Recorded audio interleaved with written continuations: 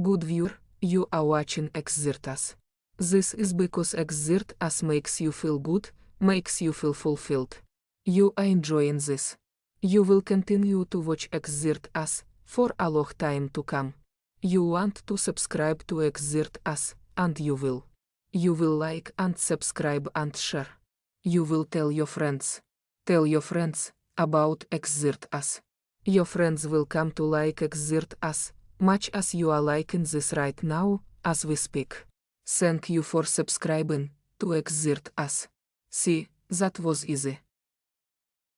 The following video contains content some viewers might find disturbing. The views and opinions expressed here are not facts and are nothing more than entertainment. The views and opinions are not facts and do not represent the views and opinions of Xirtus or our channel, and do not necessarily represent or reflect the views of the guests, YouTube, Google, mainstream media, society, or civilization at large, or anybody.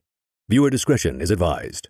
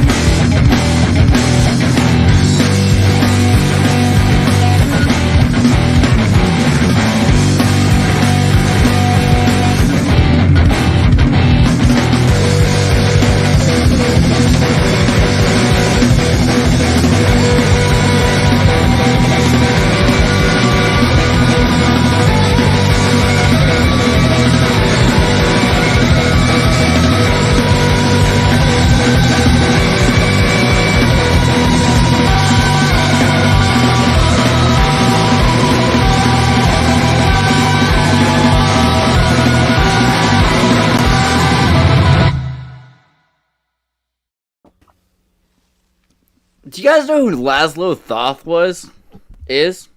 I'm pretty sure. I know about his hierarchy. Hierarchy? Oh, Really? Maslow. Sorry, wrong guy. Oh, that's way cooler. Ryan, everybody, Ryan, you should tell them a bit about reality. This actually came up because of you. So first off, we'll get to that. This is Ryan. This is a picture of Ryan. If you see him, run. No, but he did have a cool conversation about tradition, which I would recommend like anyone to watch because he says tradition is what. What did you say? Tradition is what? What's the title? I really can't remember. I want to look. I'm gonna try to read it straight up because the title is just fine. The tradition is what we have, not what we want to return to, and that's I know that one. It's so clever and based, and it just got me thinking about Laszlo Thoth. So 1972, Michelangelo's Pietà. The Pietà statue, right? It's this great statue. Talking about. You seen the Pietà? Mm-hmm. It's Mother Mary, I think, right? Or is it Virgin Mary or is it Mary Magdalene? It's some kind of Mary or other holding Jesus Christ and being like, why? Kind of this horrible kind of sadness over her that Jesus is dead anyway. At some point in 1972, this dude vandalized the statue. He came in and he attacked it with a hammer. He's like, I'll get you, Pietà! Whack! And he smashed her and he took a big chunk out of her nose. Michelangelo just can't catch a break with his statues, can he? Super bummer, right? Well, David got that too. There was a rival when they were bringing it in to put it on its final spot, 'cause it wasn't supposed to end up on a church somewhere, but it was too weirdly shaped. The rival gang of sculptors, they threw a brick at it and took a chunk out of his hand. And then once they'd set it in place for the Pope, they had to quickly patch it up. Oh, right. Seems like everybody likes taking a piece out of Michelangelo's work. Probably because of that murder he did that one time. Allegedly. You think that's why? Okay, so what is the Michelangelo murder? Let's get into that too. It was, it's been so long since I remember this. It was something to do with, I want to say the Sistine Chapel, but then he got in a bar fight or something like that and murdered a dude. I'd have to go look it up. I should have been more prepared. I wasn't expecting a high Renaissance murder mystery. Well, wait. I mean, we can halfway Google. So Caravaggio was found dead. So, is it this guy? No, not Caravaggio. Michelangelo. Okay. No. What if Caravaggio was murdered by Michelangelo, bro? We don't know. What? No, Caravaggio was died at 38. Baroque, wasn't he? Or not Baroque. Is it a different time? Baroque. Okay. Michelangelo was High Renaissance. Am I really that bad at this now? Oh, maybe you're mixing it because this guy was a murderer. Caravaggio was born with a name Michelangelo, which is not wrong. If you said that, born Michelangelo Morici de Caravaggio. 30 feet. Of course, he was a murderer. Yeah, we probably religion. I can see that. It could be a whole thing. Regardless, what I was thinking about was interesting was because you said tradition's what we have, not what we return to, and so this is super radical. Not the dude who's being an idiot and smashing art, but this approach to solution, because they didn't know what to do, right? Were they supposed to leave it as it is, maybe as a testament to what happened, so we never forget? I think in some cases that's really a good thing to do. But in this circumstance, they said, but not the Pietà, right? We don't do that to the Pietà. That's something you want to have as close to the original as possible. So it's not a return to tradition at all. It's a radical approach to healing, I think. Well, isn't that what the Parthenon was all about when they started to rebuild that from the same quarry that they got the original marble from? Yeah, they're not treating it as in anything other than just repairs. You would repair this thing anyway. What is this big thing? Doesn't move? Come on, do it. Oh, look at this. Have you seen this yet? I haven't seen this yet. You can be at the Parthenon right now. Are you having fun? Look at that. What? Can I walk over there? How's this? It's got less of a fisheye when you're there, I got to admit. Yeah, it's true. Unless you're, depends on how much you drank before you got to the top of the hill. But okay. But the Parthenon, yeah, they probably wanted to emulate what they believe was, a superhuman experience. Right? What do you think? Yeah, it's slick. Yeah, it's one of those things. I know art historians, they always argue about that. I think now what the common profession, what they do is they repair it, for paintings especially, but they make it in a way that it's removable and it's obvious that they were repairs that are done. So that, because I guess for a lot of painters, they're finding when they find old paintings that have been smashed is that there was repairs done a couple hundred years after it was made, but they tried to hide it in there, and it makes the whole process of fixing them up again after, hundreds of years of candle smoke and that. And so they're like, yeah, we don't need to give the next guy 500 years from now a pain in the ass, so we're going to make it easy on him. I mean, and also, why not just remove, like, because they can scan every layer of paint, so now they know, like, every version that the painter worked on at that point. Yeah, and they build, like, custom enzymes to get rid of each layer of lacquer or varnish. It's pretty impressive stuff when you see them work. But on one hand, that's rad because then they could release, museum NFTs or something that's the original paintings, or something like make like versions of the Mona Lisa before her face looked different or whatever the deal, whatever the original Sistine Chapel looked like. On the other hand, have you seen like in Spain and in all these cases of iconoclasm where they're trying to fix the painting and they put like a horrible little face on it? Oh yeah, like that lady, the in Spain, maintenance lady who tried to wipe off Jesus's face and repaint it. Oh, can we find that? Yeah, look at that. There it is. I remember this. I was like, oh man. Oh, it's so Picasso. It's so out of control. I mean, I can't imagine how many times this has happened before when someone didn't know how to fix something and they were supposed to fix something, and they're like, oh no, like this is what it used to be like. I don't know. I think it's a degenerating 2023 competence thing. Because didn't the I know this is science, it's not the same thing. The space station, didn't the lady punch a hole in the USS and pee in the thing? Or was that a rumor? Who did this? What? The International Space Station. I guess one of the chicks there. Yeah. I don't know if this is real or not. Or then the other one that No, was that's in true. charge of the Voyager probe and she accidentally sent it a wrong command. So now they're 70 years of space travel and they can't talk to it anymore. I don't know if these are rumors. It's hard to tell because Twitter is pretty bad lately. I wish you didn't make me bring this up. I was like, well, yeah, I had this open, and I was like, well, nobody's going to talk about it, so I won't have to bring up NASA. Thank God. But You're ready for everything. Well, because today is like the International Space Station 25-year in orbit celebration. Hooray! Good job for all your hard work, etc. But I just think that's kind of interesting what you were saying a second ago. Wait. What did you say? Remind me. Which one, about this peeing in the space station? Or? Yeah, because all crimes in space so far have been committed by women. Like 100%. How many crimes have there been in space? A lot more. No, there's what? There's someone hacked someone's email. There's a girl who hacked her ex-girlfriend's email. She committed wire fraud and a few other crimes, like international. And I think you could call it international piracy of intellectual property. Andrew Tate in space. No, always. It's all been women. I don't know what that's about. It's kind of weird. I don't know. Maybe they're more entrepreneurial. They got a more mercenary spirit. Yeah. In space, nobody can hear you defraud. More gain. Yeah, capitalist. Okay. Well, Andrew, what do you think? I'm just wondering how laws work in space. Like, I know real estate law is technically everything above down to the center of the earth,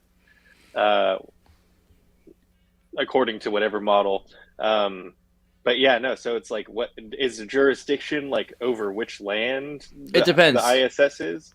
So they have a circumstance where if you can claim it, then you can have it. So if some plane is flying over you, and you say, "Hey, that plane is trespassing in my property," well, then they say, well, you don't have as much likelihood to be able to use that part of your property.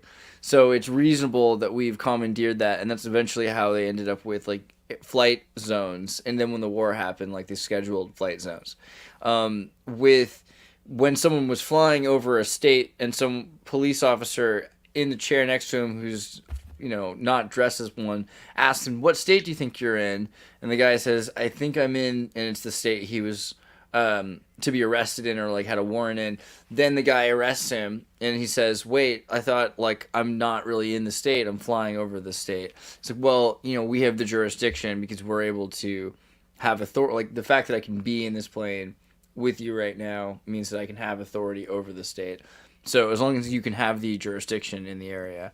Well, I bet it sounds like the federal government has jurisdiction over air, but they have an arrangement with people where, you work your magic here.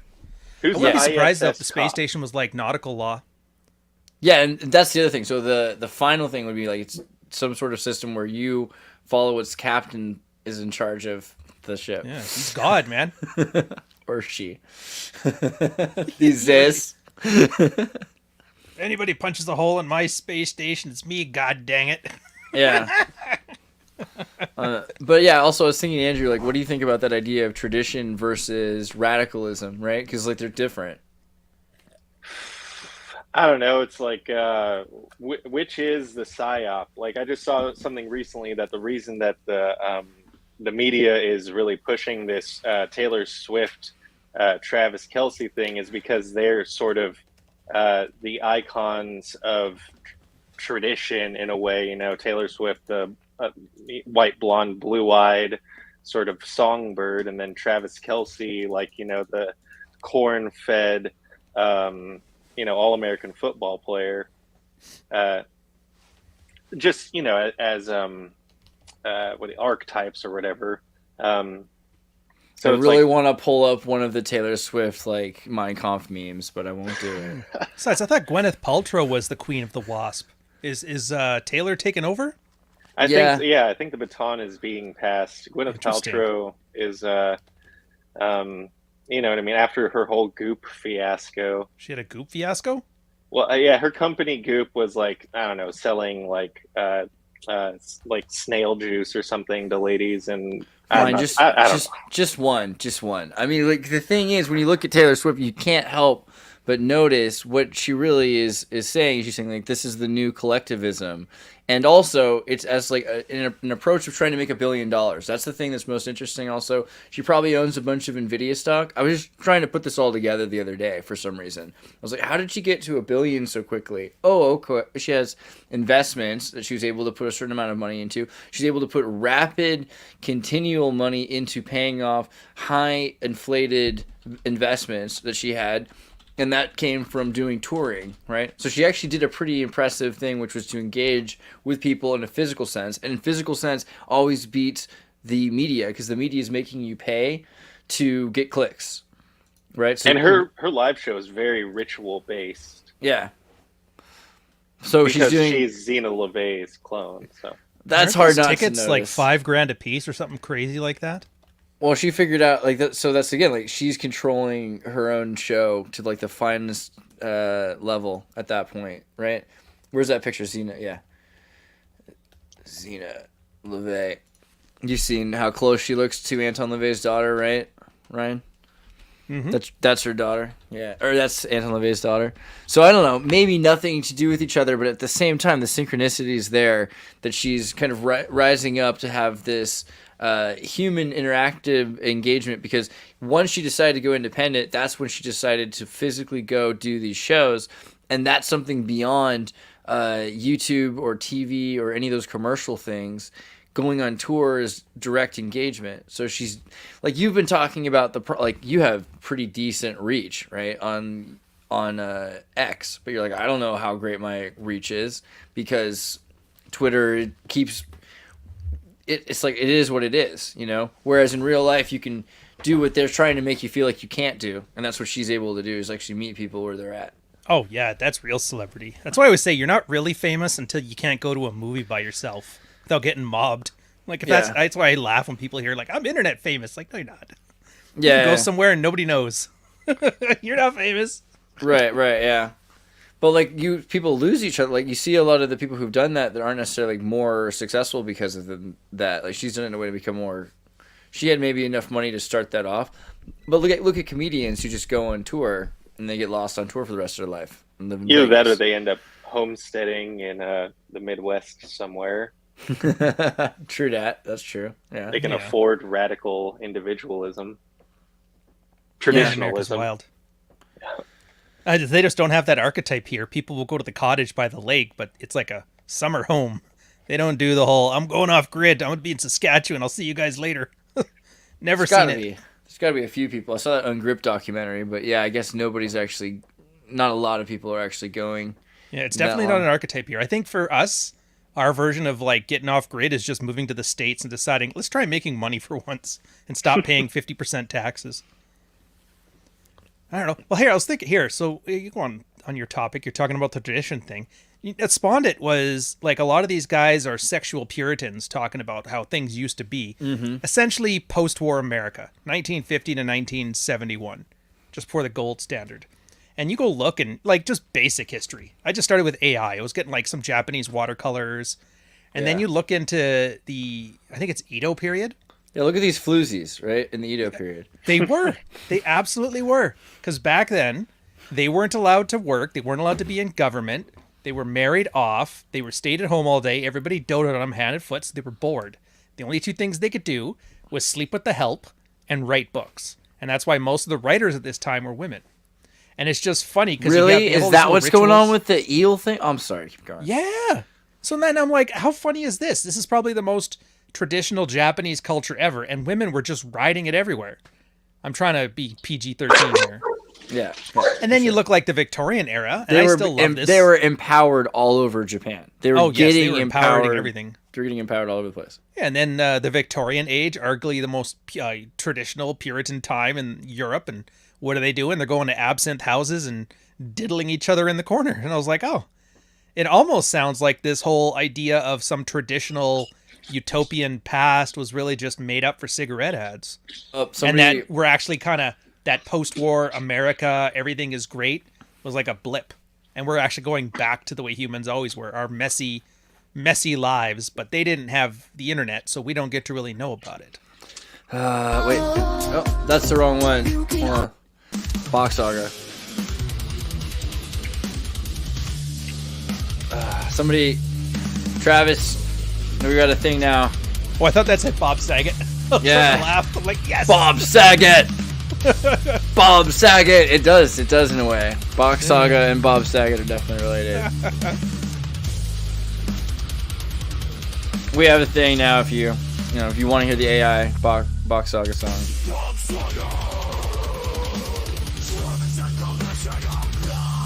Dude, you're having fun on AI to a level I didn't even know. Like the AI videos, I didn't know about those yet. It's getting pretty crazy. It's true. Yeah, but wait. We're not done. Someone said that. The point is that women in the Edo period were writing, were empowered, and they were creating all over the place. And this, do you think this leads to like the ideological? I mean, same in Germany, right? Same in a lot of the world. Yeah. In these progressive states. I know, I just kind of take it as it is. I don't really try to... But they lead to militarization and authoritarianism, don't they, Ryan? It's cyclical. They go kind of hand in hand, because where were the men? Were the men like off fighting wars in Korea or something? Warring states, everything. Everybody was killing each other. Okay, so check this out.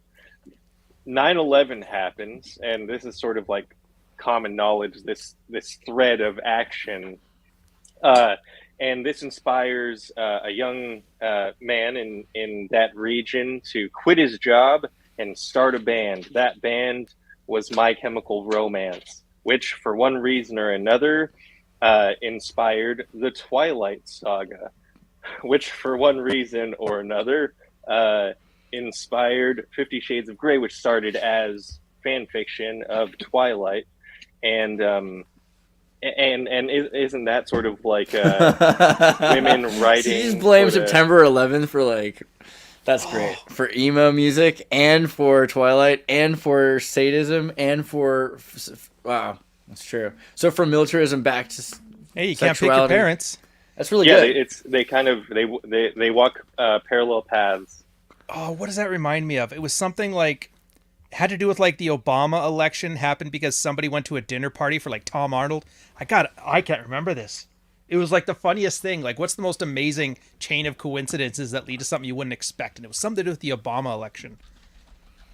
I wouldn't be surprised. Tom Arnold is involved with so many weird things because of Roseanne, you know? But it was something like that. It was like literally that. Like Roseanne tripped on a bucket, hit a gaff in the head, and he worked for election. Oh, yeah, the other Democratic candidate. Yeah. He had to drop out.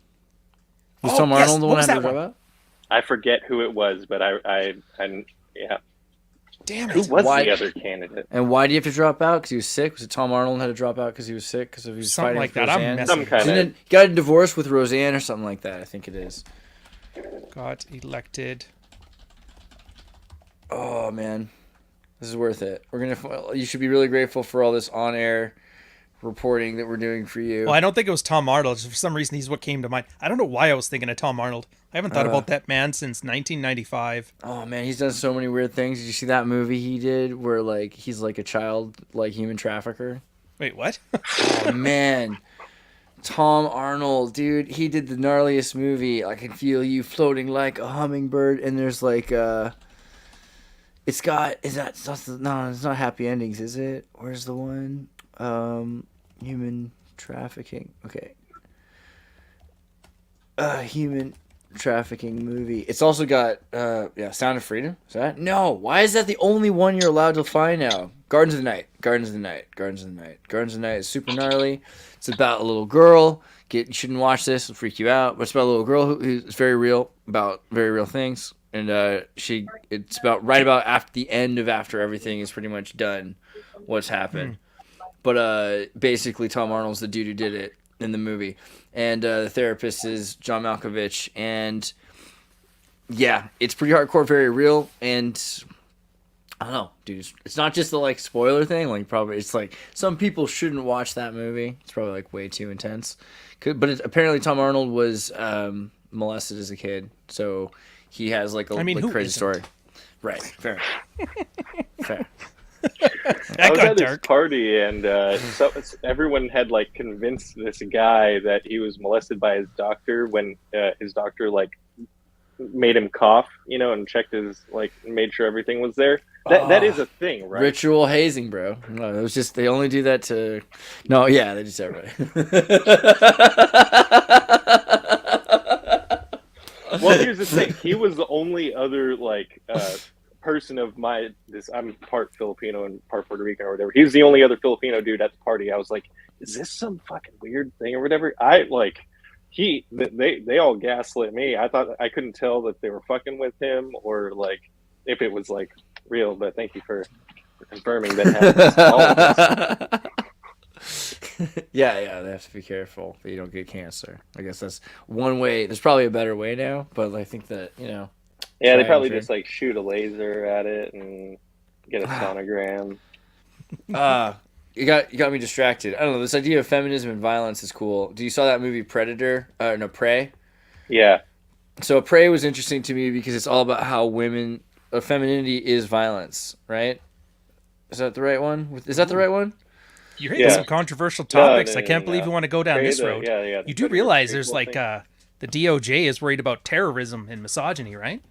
You might just put yourself on a watch list. No, but that's the thing. So where's the movie that's about 1700s? It is. It's Prey. That's not the one. Yeah. So it takes place in 1719. Yeah. So this movie, it's about they're hunting. Yeah, they're hunting for this girl, or they're hunting for humans, and she ends up being more vicious than these monsters, right? 'Cause she's more cunning than these monsters, and it's because of humanity. And if you think about it, what makes humans more capable is they're always able to come up and adapt to a situation by being more clever. And the fact that she's less strong even means she's been less likely to rely on her muscle than even these other guys who think they're so strong that they don't need to be smart, essentially. So it ends up making her clever enough to trick and defeat these other monsters in the most cunning and vicious and violent way, right? And so it's just showing, that femininity is not just capable of these things, but perhaps better than masculinity in certain circumstances. So propaganda. Well, one propaganda, sure. The duality of humans, I guess, one could stand to reason that those who are capable of producing life would be the most capable of taking it away. Good job, Stefan. You think so? You think life is associated so much with life? Isn't the goddess of death depicted as feminine in Shiva? Is that in Hindu culture? Am I mistaking? Am I cross? I think she is. Got it. Yeah, Shiva's not really. Well, sometimes they have Mahadevi or Kali, right? Kali, who's the one with 10 arms holding Kali. A sword? Yeah, Kali Ma, Shakti Day. I love that movie. It sounded wrong, so but you knew where I was. I hope to God they never cancel that movie. They're probably gonna. Does Disney already probably have like a? This has got some culturally insensitive. Probably, yeah. It's And they have a white like guy it's some playing backwards it, place that eat monkey brains. I'm like, come on, man. Monkey brains are probably cool, unless you get that Clinton disease that it is. To say it's like mad cow disease for us. Aren't they close enough genetically that we get some kind of brain parasite? Yeah, but is it that we are closer genetically because we've been eating them for so many generations that we've become closer? Funny enough, my knowledge of monkey brain biology and culinarianism isn't so great. That's fair. That's Strictly fair. speculating on the here. topic of monkeys and violence and femininity, did y'all see that? It's an older study with baboons. They developed like a matriarchy and sort of like taught all of the male baboons to stop fighting and eating each other, and they like built like this really peaceful commune for themselves. I did not see that. Although I can kind of believe it. I imagine that like a lot of the, you look at the other mammal systems and they're all matriarchies. You've got like the orcas and the different dolphins and whales that are all building into matriarchies. Judaism, also matriarchal. Yeah, and Egypt, right? So like the Whigs, because like British judges are trying to emulate Egyptian judges, which are trying to be like the female judges of ancient Egypt. I'd argue we're matriarchal now. Like I said, Yeah. I keep hitting at that. It just blew my mind when I found out about this day. This girl I follow, I can't remember her name for the life of me right now, like BX something, sent me the National Strategy for Countering Domestic Terrorism, and now diverting hate, misogynistic extremism, the manosphere, and mainstream social media. They're literally saying goofs, like Fresh and Fit, are like the Osama bin Laden of 2023. Like, you can't tell me that's not... You can't have a mate. That's like... Remember what's that Voltaire line about what you can't make fun of, that's what's in charge? So, but you mentioned at some point the population ratio between gender between men and women levels. You think that there maybe that is dependent on, you know what I'm saying? Yeah, it's a huge thing. Well, it started because there was somebody else from Twitter mentioned this, where the university they went to had more women than men. And what did they find? They found women acted better, like, 4 guys, and they started locking them down and getting into relationships. But in ones where there's more guys than girls, the girls just run feral because they had abundance of options. And I remember this too, because like before industrial strength war or industrial grade war, wars happened all the time. Lots of people were dying in war. And so there was always less men and women. In fact, it's only because we're so peaceful since the Second World War that we have more guys. We're almost like even, I think, 50%, 51%, something like that. And so we kind of got like I was that wondering same thing about on that universities. also. Yeah, now Like there's a lot of men and... But like, what are demographics? Because you've got people that identify as men, and you have people that are not very manly. As Yeah, I'm not going there. I'm not going there. It makes it hard though when you're trying to say, that there's an equal partner for everybody or something like that. Like that's not necessarily to say that there's an opposite. And the way we used to look Equal at opportunity. that, it used to be though, and see, even we're thinking that way still almost that the gender thing meant that there's one to another ratio, and I think that's what's really confusing about throwing the gender and this idea of masculinity and femininity, because it was originally in order that you'd have, I think there was, is that not right? Like we wanted to have partners for everybody, like atoms to explode in a nuclear Yeah, well, I know the church did, because that way they got to make more, got to have more Christians if they were always having babies, and that was the whole idea for monogamy.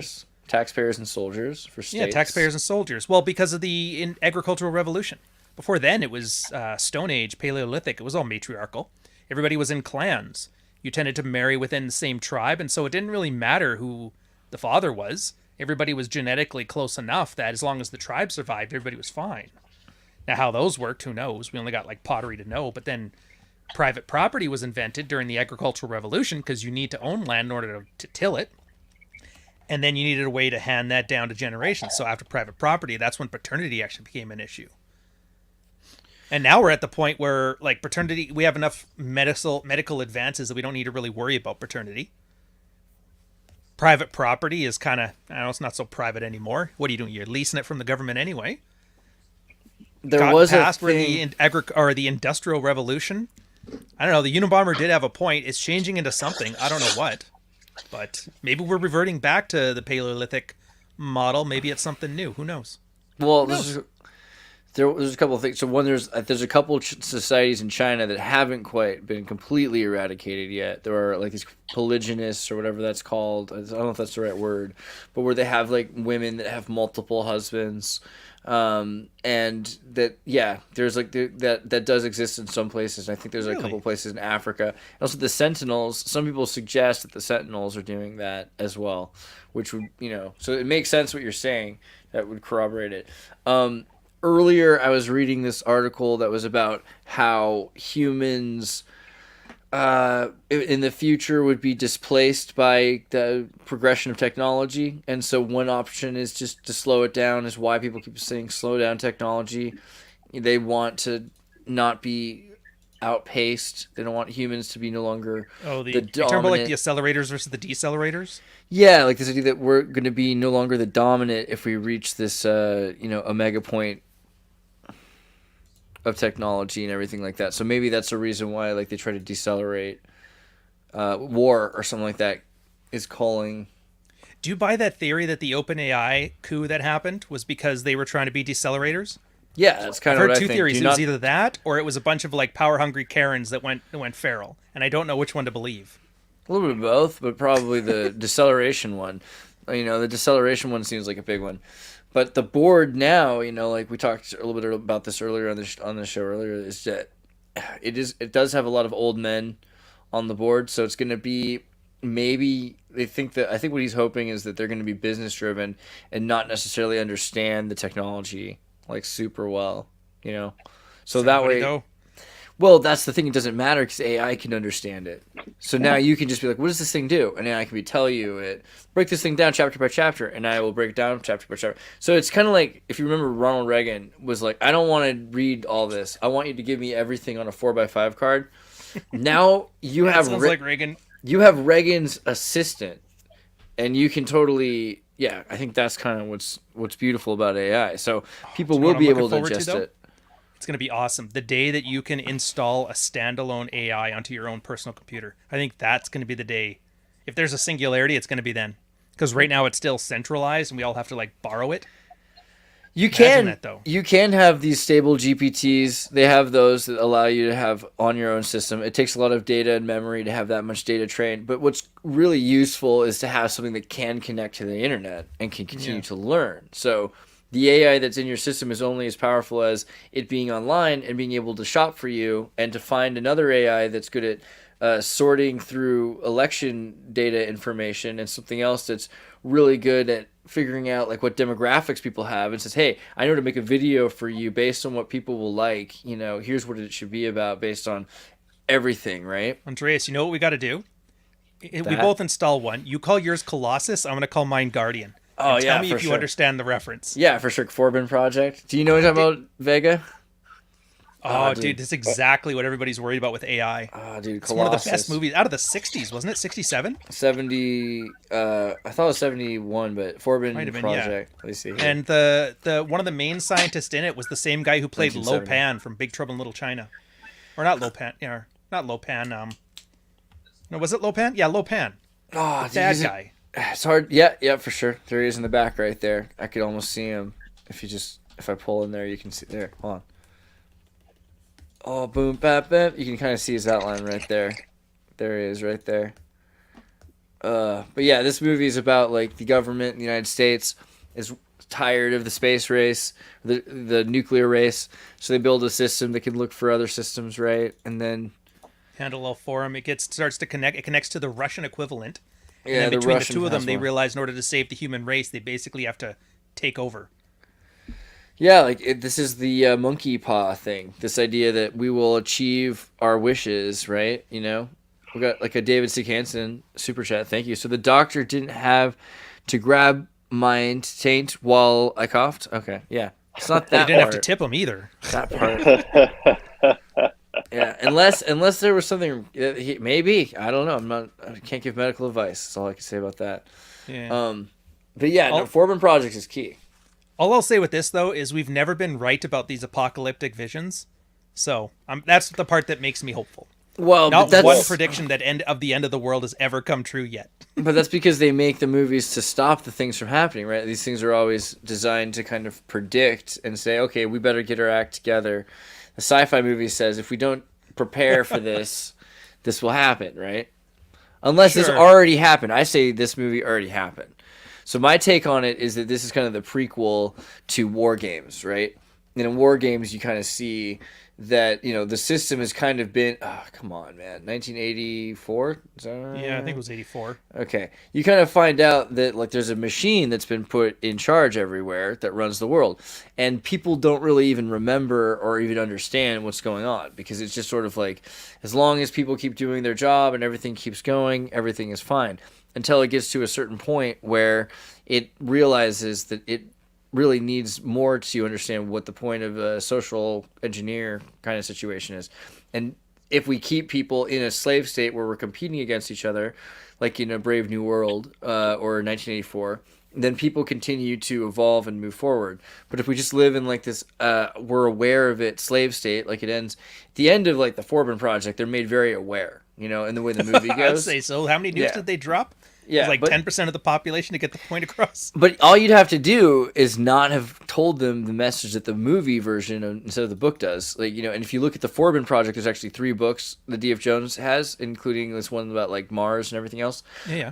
But if you tell the people a different message than that movie portrays, which that movie's to us like to be careful not to let it happen.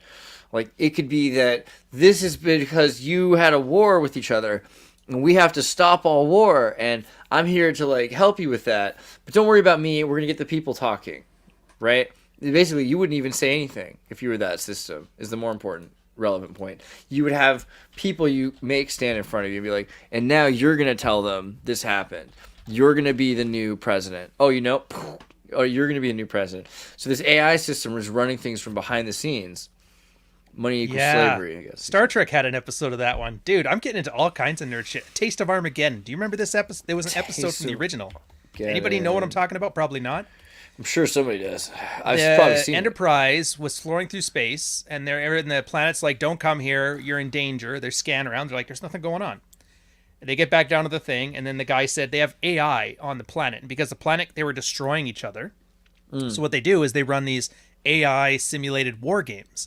And then when it says this blew up here, this did this killed this many people, they just send them off into suicide booths to go, off themselves. And they go, we do this, that way we don't lose our infrastructure, we keep all of our music and glory in that. Now your ship went in when we told you guys not to, therefore you have to go do this too. And then Kirk's like, this is ridiculous, because the whole reason, like, war has to be brutal, because then you don't want to do it. Now you guys have just turned it into a grift. And so he broke the machine. And so the guys are like, well, we either have to go to real war or we got to figure this out. Wow. And I always like looking at this as if it was the sequel to Colossus the Forbin Project. That's pretty interesting. Yeah, Yeah. because you have to kind of imagine you're living, imagine Sisyphus is happy. Kind of that. Oh, you're going all Camus, eh? Well, it always is that. Isn't it? Aren't you always going Camus? Isn't Camus yeah. always here? I'm That's not what it is. wearing the shirt and the glasses and the Arizona pink baseball cap today, but yeah. Yeah. My Zach Morris outfit is specifically for that. Did you catch on to that? I don't think anybody's caught on to that. Did you catch it when I was What? doing that? Which thing? What are you doing? I was doing like chick talks and that. I'd wear my pink Hawaiian shirt. So, yeah, yellow why are you- aviator shades. So what is the connection? It was the Camus thing, just the absurdity of it, and that Oh, no, my yeah, space that's is what full of a you- bunch of yeah, the goofballs who love running their mouth about hose nihilism. and notches and whatever. And I'm just like, whatever. Let Zach Morris have a go at it. Well, you did a thing about positive nihilism that was really good, and that was Yeah. this thing because a lot of people think that nihilism has to be this like really negative thing, because we Yeah. start to lose. What do you think about truth? Right? Truth. Oh, me. Just predictability. Like if you know something's true, you can predict it. Yeah, but do you need truth? Vega, what do you think? Do you need truth? Is truth really relevant anymore, or is it more about like what you feel? I think that truth is relative. So See, it's, but why? Sorry, go ahead. Because because we all have different perspectives on you know what I mean, the center point. So like everyone's truth is different because everyone has different experiences. You know, I could share my there are some things that we could agree on, but I don't know, even scientific measurements they accept are at at best the most precise measurements are still estimations, because gravity and perception and can have an effect on it. You know what I mean? An inch isn't always an inch, but we all just kind of like agree that it works for one purpose or another. Like when you're building things, you could use exact measurements, but like that material will behave differently in a different fucking temperature at a different elevation, et cetera, et cetera, et cetera. So I don't know. I think like ultimately truth is relative, but we sort of accept incomplete truths as fact, just to keep the peace, essentially. All right, Ryan, do you think truth is real? Of course it's real. I mean, I'm respectfully, I disagree. Yeah. Like, obviously, an inch isn't always an inch, because I think they figured that out when Napoleon gave his 1 gram measurements. He pulled down his pants, and they were like, "This has got to be at least a foot." Well, no, he had at least there. It was like everybody, so that way, like the meter was regulated in that, and he handed out these weight measures to all the different countries, and then they noticed after about 100 years that over degradation and decay, they didn't all weigh the same anymore. So they actually try like how's this going to work if an inch isn't an inch and a gram isn't a gram?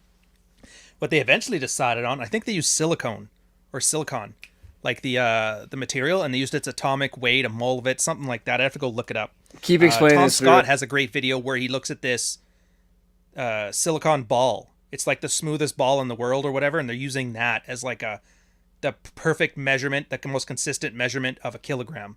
I mean, I'd argue, yeah, we kind of have to agree to a certain level of gray in here, but that's because we're not great at measuring it. So I don't. But yeah, as far as truth goes, absolutely. Everybody will disagree on things, but some people are right and some people are wrong. And the reason I don't want to say it's subjective like you are, no offense, is because once we start talking about truth as if it's somebody's codified personal experience, then we all become like individual little narcissists and we completely disconnect from us collectively.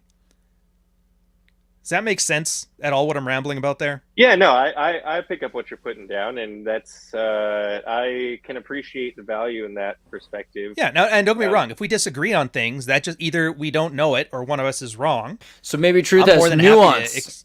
I'm more than happy to play around with that to find out, am I wrong? Are you wrong? Or do we just not know yet? Like that stuff, I find that fascinating, and I wish more people were less, and this isn't you, this is like the internet people, you know who I'm talking about, less certainty about everything and more curiosity. But then once you have something figured out, to have a level of confidence in that commensurate with how much effort you've put into finding it. Yeah. Like telling Richard Feynman, yeah, you're wrong because I believe that, and it's like, oh man. Well, there's nuance. So, like, what you said was that, you know, you think that these measurements will work. So imagine you're in a virtual simulation and you're playing Tony Hawk and you make, like, a map, like a skate park. Now you want to build that in real life, but the wood's going to warp with water and with other factors. So there's more nuances of truth that need to be considered. Well, that's tolerances, though. That's something different, I think. Then what? Then like, a nuance. It's just tolerances. Things have to be a certain smoothness. They have a certain ability to give, and that flexibility. And they change over time. Like a piece of wood, like your door, if it gets wet, will soak with wood. It'll warp, right? Yeah. So we build the door to a tolerance that it'll warp over whatever the humidity is in your environment over the year, and it shouldn't be enough to break the door. Right. I don't think that precludes there being an actual truth to measurement or that. So that's yeah. In that, just to elaborate on that example, you could say it is true that the door is difficult to open in winter for whatever reason. Yeah. But you couldn't say that it's true that the door was built incorrectly because it isn't serving its purpose at a certain time under certain conditions, like the SR-71. Oh yeah, you could though if the door just falls off the thing. Yeah, the hinges didn't get screwed in properly. So it's and things do fall apart. There's a spectrum of truth. So okay, do you believe fuzzy borders? I guess seems to be what we're kind of like. Do you believe in towards here? Do you believe in justice or like love or love? You know. Which one's easier to go at? Oh, Al, we're talking about absolutes here. Damn. Yeah, because no, that's because you're talking about truth, and I feel like truth, justice, love, and I've talked earlier about straight lines, curves, geometry, numbers. I think those things might exist more than anything that exists in the real world, right? Like a border or a door, like those things can disappear. See, this is exactly what I was saying. This is why and not with you, but like I hate watching people argue online about this stuff. Yeah. Because like love. I call them container words. You fill it with your box, you fill it with emotions and values and ethics. You write love on the side of the box, you throw it at somebody's feet and you argue that box and his box is something different. The problem with love is that everybody will talk past each other because they all have like a different conception of it. It's missing so much specificity. Some people will say, I hate that guy, I could kill him, but I love him to death. And some people are like, I love him because he makes me feel great. And it's like the two opposite emotions at the ends of the spectrum, and they're both talking about the same thing. Right. Yeah, like how big is the container for that word love or truth or whatever? Well, and everyone's container is different size, I guess. Yeah, everything's different about it. So Lacan says love is giving something you don't have to someone who doesn't want it, right? I think that might be... I call that stalking. Yeah, philosophers are creepy, but that is what it is. I think that's all right. You've just put them out of a job now. That's awesome. Yeah. Chomsky bot, stand aside. We got Zizek's bot. Dude, where was that again? I have that open here somewhere. It's in your DMs. Yeah. Here we go. No, I got it open here. I have it muted though here. A definite utopia in a certain sense. That's what I mean when I speak of radicality. He's not just a liberal and pragmatic type. He has great visions when it comes to images of society. Another thing I found very interesting in Brecht is his extraordinary insight, which I'm tempted to call existentialism. Yeah, you could literally just forever, honestly. I get as much out of this as I get out of any Zizek conversation. You know what makes me laugh about that too? If I had a Ryan bot, or if there was a Xirtus bot or an Andrew bot, and it sounded just like us, and that's exactly what I would have said, that would scare the shit out of me. That would mean I'm a one-dimensional character that a computer can It's like when you see yourself in a comic or a lampoon, you're like, geez, am I that one-dimensional? That would give me some serious reconsiderations of my philosophical branding. I don't know. Maybe that's just me. Maybe I'm just a cynical bastard. I have that somewhere. Let me see if I can find it. Check this out. You got another one? Yeah. Morals and Dogma of the Ancient, an accepted Scottish rite of Freemasonry, prepared for the Supreme Council of the 33rd degree. You've heard a lot of videos that have actually just been me as AI. And published by its authority, Charleston AM 5632, entered according to Act of Congress in the year 1871 by Albert Pike. Preface. The following work has been prepared by authority of the Supreme Council of the 33rd degree for the Southern jurisdiction of the United States by the Grand Commander and is now published by its direction. It contains the lectures of the ancient and accepted Scottish rite in that jurisdiction, and is specially intended to be read and studied by the brethren of that obedience. All right, you get the point. Not hearing anything about the Tartarians. How just much saying. talking did you have to feed into that AI for it to nail it? Well, there is a lot of me talking on the internet, but actually, I think it probably took less than 20 minutes of audio to an hour of audio to get a good amount of my voice about certain things. I'll probably do it again because I'd like to do it with even better audio, saying certain things and so we can just automate these podcasts in the future, right? I mean, you can have a live one. I got an audiobook I got to do next month. I'm I wonder if that would do the job for me. Yeah, I would. I'm sure it would. Yeah. Really? Well, when you would do it well, because it sounded a little stilted. You have more character in your voice than that thing does. I could do it a little bit more character. You have to choose voice. What I need to do is train it on my YouTube videos instead of just on me reading and talking. Because that's the thing. But you can. Give me some inflections. Let me hear the passion. Let me get the fire in your belly. Yeah, humanity's interesting. So I think people prefer. I had that picture just for you. Let me find it. People prefer there it is. People prefer because people's favorite kind of art, right, is traditional art, and so traditional art is what reminds you of what you grew up with, right? So there's no reason why you have to remove anything. But the problem is reductionism is it becomes so busy that you have to focus on something. So things do start to disappear, and people stop caring about certain things, right? Good old Temetics. Was it Temetics and Memetics? Yeah. The good ideas carry on just like DNA. I think that's how Susan Blackmore put it. It's been a while since I've listened to any of her stuff. But I always liked that. Susan Blackmore? Who's that? She worked for Dawkins.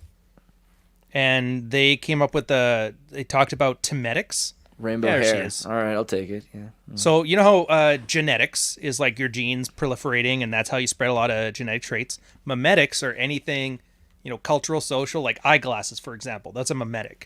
Or no, that's a temetic. But temetics or teams was supposed to be how technology was spreading in a way that's not memetic, like language and social stuff. But it was technology. It was an interesting thing. I don't know how true it is. But it kind of makes sense, and with AI, it seems more than likely temetics are really going to be a thing. Yeah, that's exactly what is happening, man. Teams are that's exactly what happens because the and kids it's a don't class even know. thing too. Yeah, because the richest people, they're going to be able to integrate with AI the quickest. So it's like, what sort of maturity level is AI going to be at when it starts integrating with the highest echelons of society, and how is it going to influence the way that they direct all of our lives, essentially? Well, do you think the richest or the smartest? I'm thinking the smartest. It depends, because also he's talking about like people in a place. Like, for instance, Nigerian people who don't have access to running water or free internet are going to have a hard time having access to AI. And AI, like in Facebook and Google and these companies, don't let their systems work. Oh, so he's talking about the divergence, but that's kind of just a continuation, just accelerating the distance. But people in Silicon since industrialization, all the places that were still Iron Age didn't exactly carry on too well in the last 100 years. I get it. Well, we'll see. Hopefully they use VPNs and find ways to use it. But people in Silicon Valley and California and the Midwest and people in the United States and Canada are going to have access to this stuff. They're going to have access to this Nigerians, technology. Though, they just moved to Canada. That's the problem right now, is this whole idea of unchecked immigration. Not one person has brought up that it's just third world brain drain. You're taking anybody of talent who's capable of bringing every third world country up right now, and they just move to the first world. So the third world is left with people who can't leave. It's like the military. Here's a Canadian military analogy. Liberal Party of Canada gets into power. They gut the military because it's the only federal department that can't complain about it. And so then what happens is all of the talented military people, they leave to do something else because they can. And the ones who couldn't hold a job at a gas station stay because they have to. And then what happens is the Conservative Party gets in 8 years later, and then all of those people that are left are now in top command. And so you always have this, and this is when I joined, there's always this growing pain of really capable upstarts and young people and really, really incapable old people. And then it gets to the point where it starts to invert, and then liberals get elected and we start all over again. It's a funny little thing.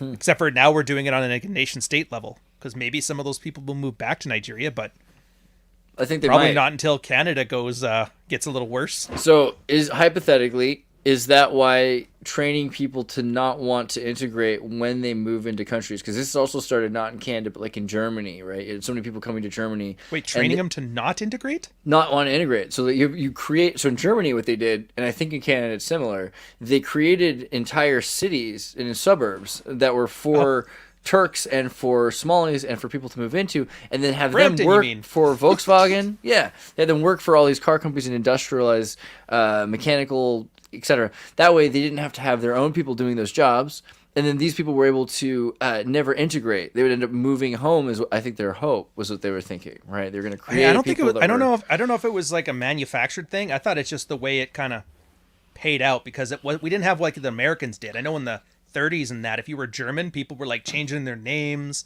hiding their accents. We never had any of that kind of pressure in Canada, and so it's kind of ghettoized. That's why, what is it in Toronto? Markham, Southeast Asian, Brampton, Sikh and East Indian, 80-90%. It's crazy. Diversity is our strength until you start getting to the boroughs. I don't know how to describe the phenomenon, but I don't think it's a specific policy. But the more successful people. I don't really. Are you Canadian or what? Or Andrew? Who? What? Are you Canadian or what? Oh, me? I'm not Canadian. No. Okay, I was damn it! I was hoping somebody here would be an expert, because I'm no. I mean, I kind of know a little bit about a little, but not enough to speak at length. I know that they have a very, very small population. Yeah. But I mean, there isn't much habitable area, and it looks a lot bigger on a map on the what was it, the projection or whatever than Oh yeah. than it really just is. one line on the border, 100 miles from the border, just one line, east to west. That's Probably Canada. a And good idea. all the criminals go to Alaska. Ouch. I went to Never Alaska. I trust like a it. person who's Yeah. I think, but with Canada, you also have people that are moving back and forth. So the more successful business people are people that have land in their original nation country now, back and forth, right? Well, I know. Well, China technically, because you're not allowed to. Real estate's expensive in China, but a lot of Chinese nationals are trying to offshore their money as like a hedge against the Chinese like currency. So they have, I want to say it's a Singapore casino, because they're only allowed to take so much money out per year of the country, like $10,000 something. So they launder money through casinos and they use it to buy Canadian real estate. It's basically screwed up every Canadian major city's housing market, and they're just planting money there. And then every time we're having like this cat and mouse game where we try to stop foreign nationals from buying it, and then they figure workarounds. I think the newest one is their students are going to, or their kids are going to school, and they're living at that house while they're there. genius. Yeah. Yeah. That's going on in California too. And then I was I in can the see airport. I saw a girl I met a girl who's going to Mexico for the weekend because she has to leave the country every once in a while for her visa, but still lives in California. So, but the thing is, like, that's kind of cool because now you have a bunch of people that have fled China that really don't jive with China, right? China's got a way of being that they don't really fit in with.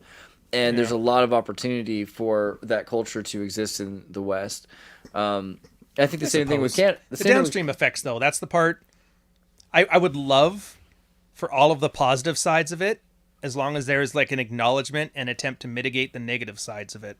And that's the problem. Everybody's just kind of pretending they don't happen. And don't get me wrong, I'm benefiting from it, same as anybody. My real estate has I might accidentally become a millionaire pretty soon, which is pretty crazy. In Canadian money, don't worry. Yeah, in Canadian money, which, it's 20% less than it was worth last year. And it's funny looking. But yeah, keep going. It's the women of money. Actually, I haven't seen the new bill. I haven't had a $1 bill in so long, or I guess we don't even have $1 bills. Oh yeah, King I haven't had a Charles $2 was on bill that in shit, so right? long, or we don't have those either. I haven't Dude, seen a $5 the bill coin. in so long. Apparently, like, the king's on it now. Like, I haven't. Yeah. It's going to look like Disney stuff. Yeah, I wouldn't even know what it looks like. It's plastic. It's like the Australians. You can throw it in the washing machine. Nobody cares. They call Can't it a tear it in loony half. for a reason. It's because it's loony. All right, There's but a loon on it. there's those things are creepy, aren't they? Like you ever been like out in the middle of the night in the snow, and all of a sudden you hear this like horrifying Blair Witch calling, screeching scream, and then people are like, oh, those are loons. Those are loons. Like those birds. Like no wonder there's a bunch of lamps. They're just stuffed loons because people just kill them because they can't stand them. Well, I think they're down in California by the time the winter hits here. I don't trust them. So, InfoWars, just to be contemporaneous for once, mentioned things I was talking about. Haha, turn it around. Alex Jones breaks down a resurfaced clip of psychedelic philosopher Terence McKenna detailing the evolution of humanity that falls in line with the globalists, which, happy Thanksgiving again, belated for Canada and America. Current plan for the future. And so what he says in this video, is like nothing new. It's a fiery madhouse. Humanity's tied up. We talked about this earlier. You saw, actually, if you watched the Infinite Conversation, our AI versions of Zizek and Herzog saying the same thing. This idea that humanity is reaching like maybe a point where it's going to, like, where is man's place in this order of this omega point, right? The writings of the World Economic Forum, They're gonna get me in trouble. I love them. They're telling you what they're gonna do. They're gonna turn humanity into they're gonna eat you. You know what? I have a song about this somewhere, isn't it? This one? Yeah. Living in a pod, eating bugs. That's the fantasy. Cyber Gulag. Call it paradise, and isn't that nice? Cyber Gulag is paradise. You know what I mean, though? I don't know what's happened with that factory. Paradise.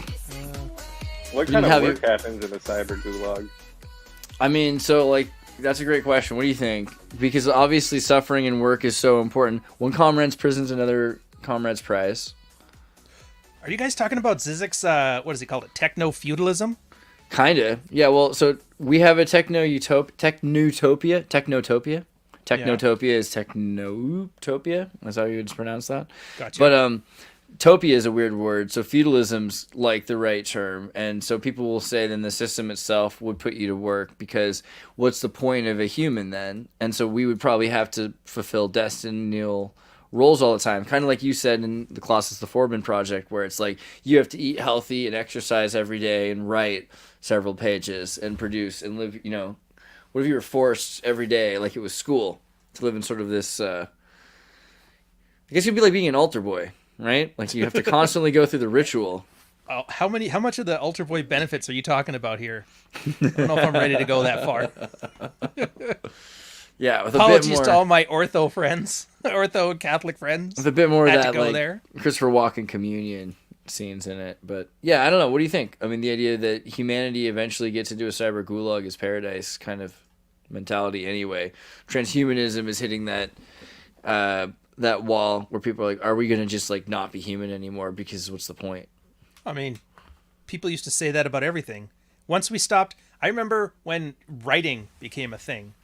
Well, I don't remember it, but I remember when I was like, you're not that old. Well, no, it was like once you started writing things Right. down into books, like, ancient texts and that, people were mad because now the oratory tradition of telling stories is gone. We lose what makes us human. Our memories will go. Once TV is out, once the radio is out, these kids won't be able to read. They'll be listening to the rock and roll, and the TV came out. Now we're Marshall McLuhan's, Medium as the Message, and we're basically just taught what was the rumor that people used to dream in black and white because TV? Did they? Supposedly, people that were in black raised and in like white. the 30s and 40s and 50s. I believe dreamed it. in black and white because that's what they watched on TV all day. I believe and it. the internet. I apparently dreamed there's in always black some and new white tech from coming watching around black that and white removes TV. our humanity. At this rate, what are we left with? Like an eye and a foot? I definitely dream in movies. Like I would dream in like cartoons as a kid and black and white movies as a kid. I used to be when I was a kid. I watched black and white movies, and so I used to think that black and white movies were made like older, and that like the movies period piece they were about when they were shot. So like Mary Poppins must have been shot in like the 18 or 90s or something like that. Oh yeah. I don't know. I thought people who died in movies died in real life. Like when I Yeah. was 3 years old, I was like, wow, a lot of people died to make this movie. That's a good movie. Yeah, same. With transgenderism though and futurism and like it's not just transhumanism. Like think about like CRISPR genetics right now. You're able to get to a point like we have all these people that are producing the case law for transhumanism by identifying, because by identifying as another person, then you can force this case law to exist for when real changes emerge. But very soon you'll be able to take a pill and be a woman for like a month or a day or a week or 3 days. You can be a werewoman, if you wanted to be. And I mean, isn't that crazy? Like we're almost at that point. So isn't that going to change everything? We're talking about like men and women and all that stuff. Like what happens then? Probably. And we got that now. Just put on a dress and a wig and it's ma'am. You can't tell anybody different. But like once it gets to, because right now everyone's like, oh well, there's still a difference because you can not have a baby. Like very soon it won't be like you'll be able to CRISPR woman plant. It's all coming. It's all coming so fast. Test tube babies for real. I don't know, man. See, I look at this stuff. I'm so cynical with this stuff. I look at it the same way. Remember in the 80s? Well, you might not remember, but remember in the 80s they were talking about cold fusion. It was this new cheap energy source. It was like nuclear but safe, and it's going to be everywhere. And like we're 10 years away from it. We've been 10 years away for like 60 years. You know what does cold fusion though? It's not even that like we can't play God. I see this competency crisis we have now. You ever see that like the airports? People are terrified that airplanes are starting to like almost hit each other now because of incompetence in there, and it's a demographic thing. The idea is the boomers were the largest generation, so they had the most amount of talented people. And now that they're retiring and dying off, we have less population to replace them. And with less population comes less gifted people, which means we're going to have less competence in a whole bunch of other places. And I think this is honestly going to be one of those things that... what's that stupid thing? Ozymandias. Remember that? Look upon my empire in despair. It was like a poem. about this desert with a statue, and it was apparently a guy at the one point in time, who had the greatest empire ever, and it was just clouds of dust and sand. I think we're going to have an Ozymandias situation here where it's so much potential, but we just don't have the demographics to have enough talent to back it up. We flew too close to the sun, made our wings out of wax, whatever metaphor you want to use, man. And we're going to all be sitting here. It's like, oh, man, remember that? We could have gone into space. Like, we were in space. Prove it. I got this video. That's AI. Do you remember this? Go ahead. Yeah, Kubrick. He did that. The CIA made him do it. Well, there's a lot of like really interesting things to support that theory. I think the lenses that Kubrick used to film Barry Lyndon, because he filmed that completely with natural light, so it's either sunlight or candlelight, and he needed NASA grade Zeiss lenses to achieve that feat. So it's like, why did he have that kind of pull with them? It's a good question. Pretty sure everybody accepts it now. It's like more and more of a thing. Like, I think my dad was watching some like normie YouTube video channel. It's like, I think at this point they're like, yeah, your generation, it doesn't matter. Like, we can tell you now. They're pretty much okay with it.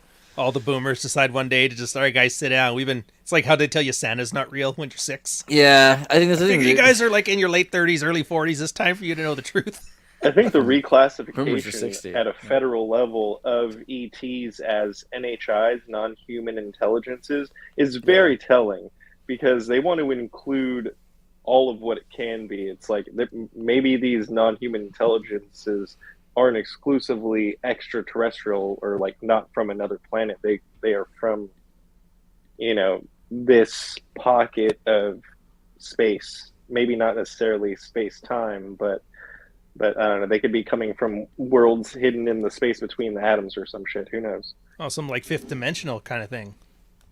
Yeah, exactly. I was trying to find walk that. through a Tesseract door. And do you guys remember? Have you read the Sandman comics from the a hump of them? I'm familiar.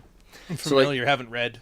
Dude, I would say do it. Don't like Netflix yourself out of looking at pictures like that. Like, look at the picture. Look at that picture. Look at that. Look at that. Isn't that amazing? It's amazing, isn't it? All the pictures in Sandman are super psychedelic and super radical and everything. But basically, the one that I was going to say you should check out is the one about Ramadan, where they talk about how like the monks at the time were, worshiping like FedEx copies of their Pope's poop and everything. But the Arabs had this super, awesome empire that had everybody doing all kinds of cool things going on. And then basically he was worried because he's like the king. He knew he's like, eventually what'll happen is my kingdom is going to become like it's at its it's peaking, and after its peak, eventually something will happen. So what he does is he trades it with the Sandman to be in a dream, so it'll be forever. It'll last forever in a dream. It'll be the most perfect city forever, and then it turns to sand, right, in the real world. So in the real world, he just has to sit there like a madman who still believes in his dream, but forever now it's immortal and it won't ever be lost, right? Had a hard time letting go, huh? Yeah, but he wanted it, so maybe it's a good thing. Like, that was kind of the promise. Like, if now it lasts forever, right? Like, it's like a tradition is replaced by radical idealism. Like, you don't have what you have what you want it to be. I guess. I'm just thinking that. Remember that Futurama episode where Fry had to, like, do you want to bring your dog back? He's like, no, you had a good life. That one episode that everybody fucking cries on. Yeah. Where his dog waited for him outside the pizza place for like 10 years. Yeah. Kind of ascribe more to that. Sometimes it's good for things to have a start and a middle and an end. God knows the newest Star Wars films are making me believe that. Sometimes the you just need to let the pretty past good. die. I feel like if George Lucas was involved, do you think it would be better or worse? How could it be worse? I mean, the prequels were... It's so bad now that people are looking at the prequels. I like the prequels at the time. Yeah. The greatest disappointment in human history, and everybody's like, you know what?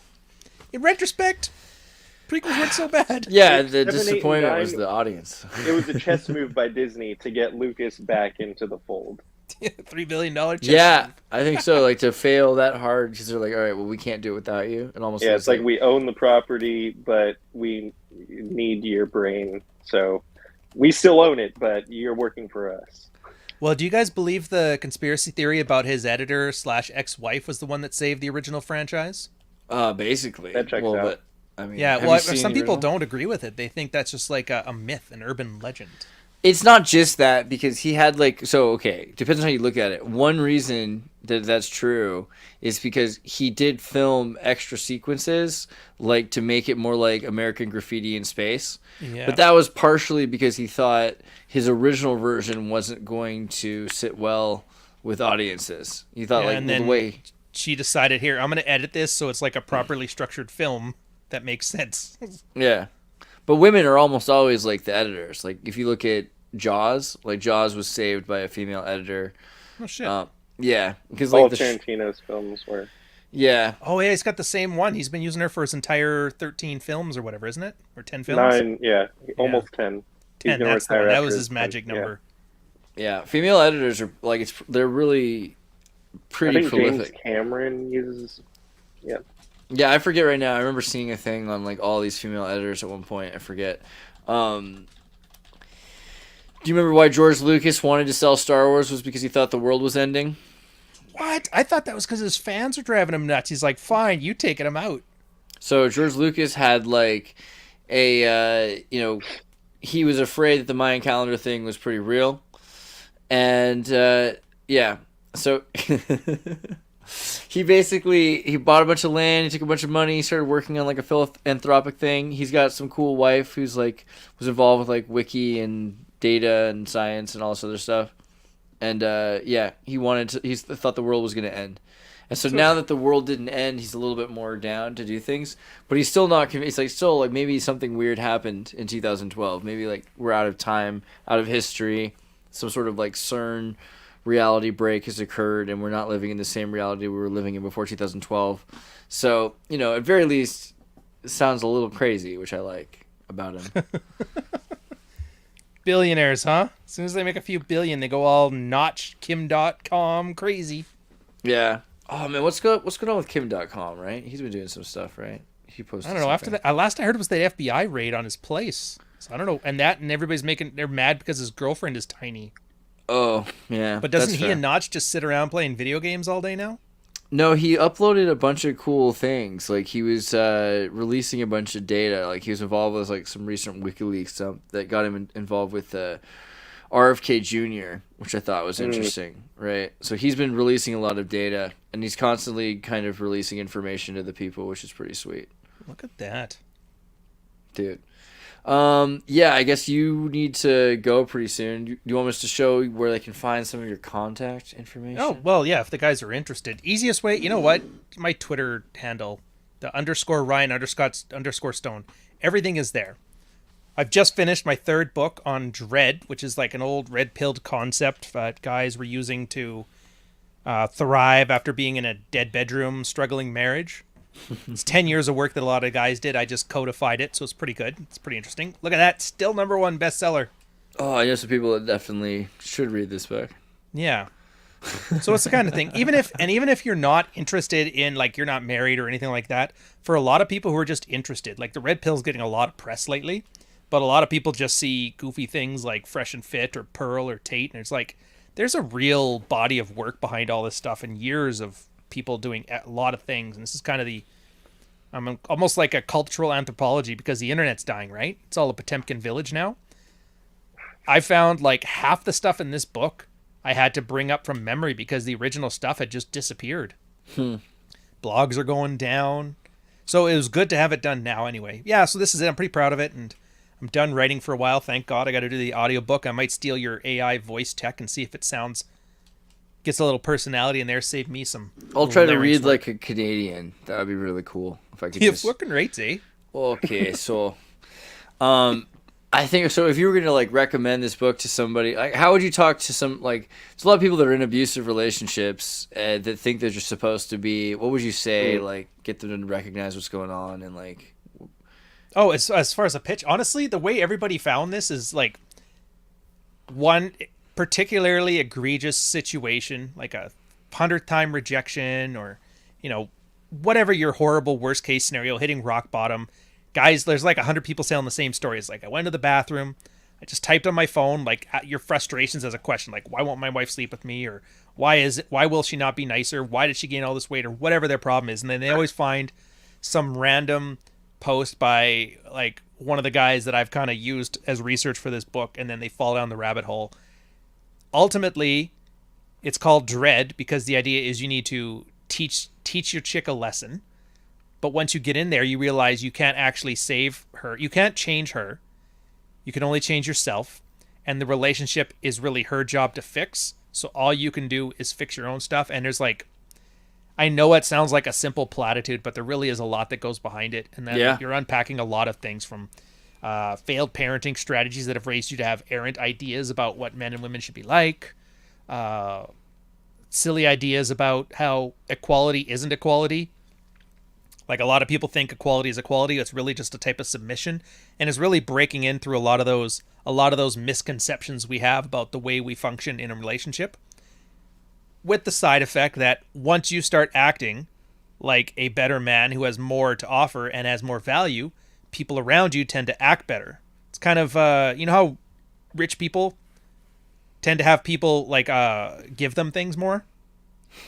Like Louis Vuitton purses and that. Oh, you're going to the gala? Here, wear my dress and that. Mm-hmm. It's kind of the same thing here. As you act like a better man, the women in your life start to treat you better.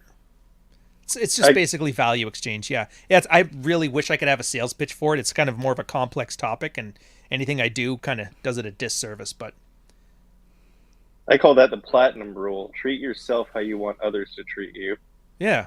Oh, yeah. Oh, dude, the golden rule is a perfect example of why people get it wrong. That's like the most common thing in marriages, where guys are like, well, I would like this, so my wife should like this. And they think of her as if she's like a man, like a blank slate.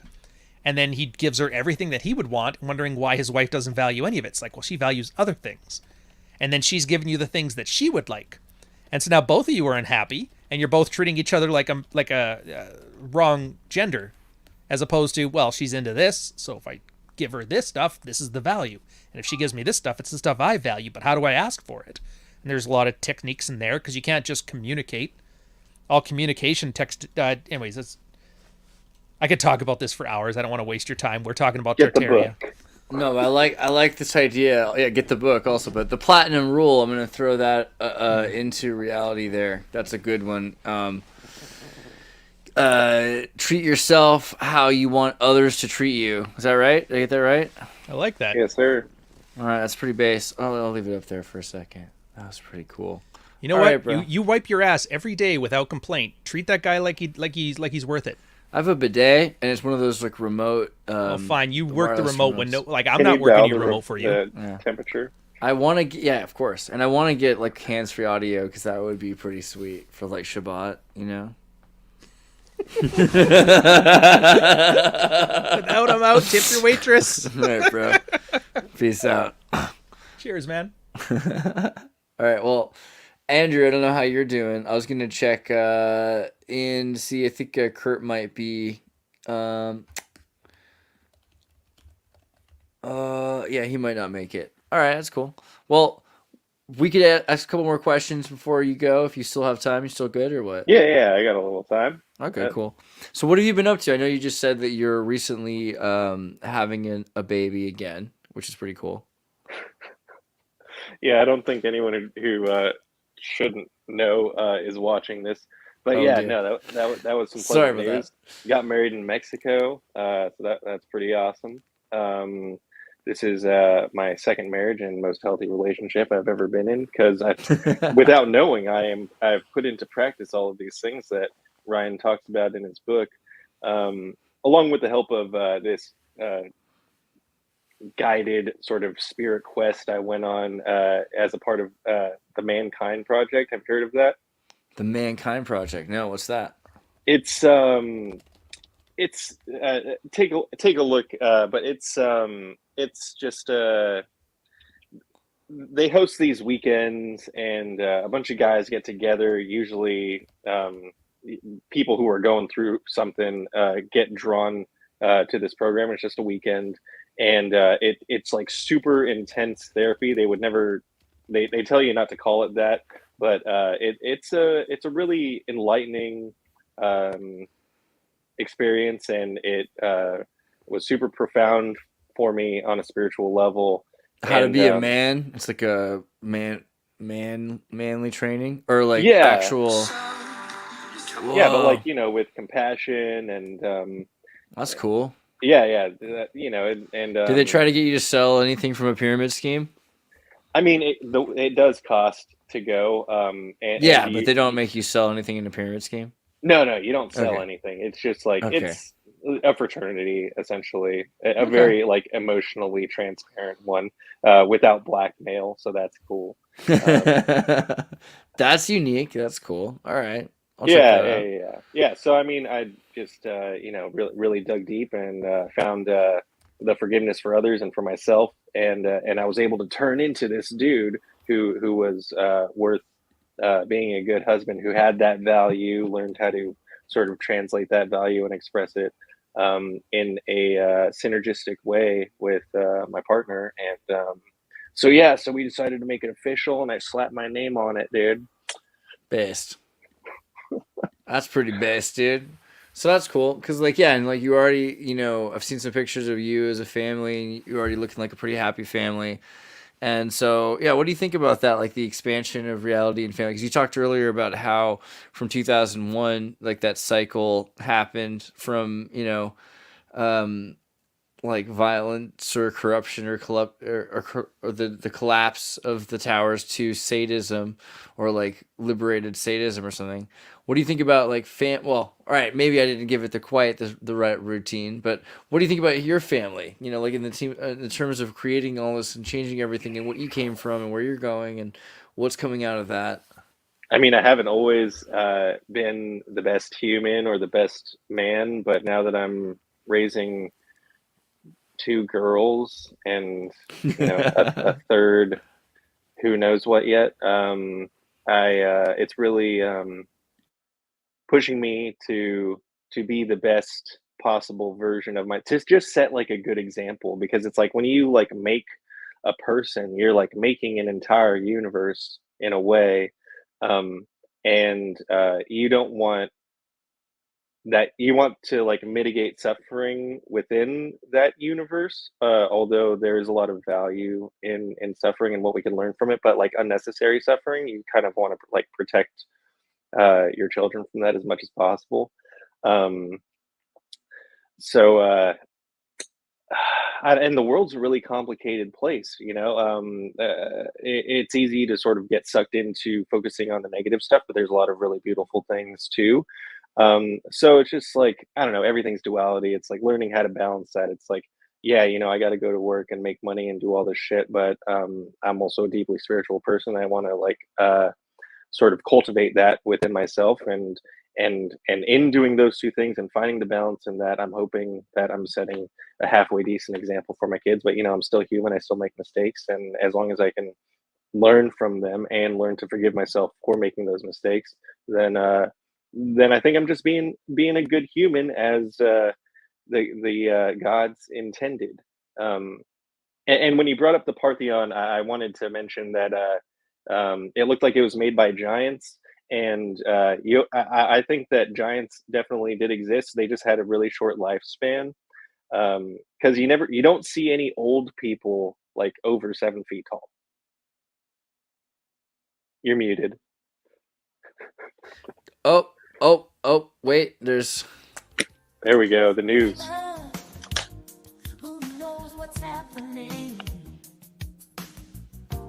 I think it's Sam Newsman.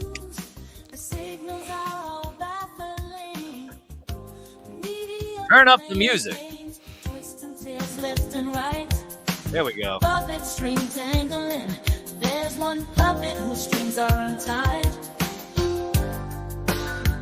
And everybody sings. Newsman, Puppet Sam, Newsman. The most trusted puppet in news without all the fuss. Telling the truth, he's just a newsman. The Puppet Sam Newsman. I know he's out there unveiling the facts, chasing down clues.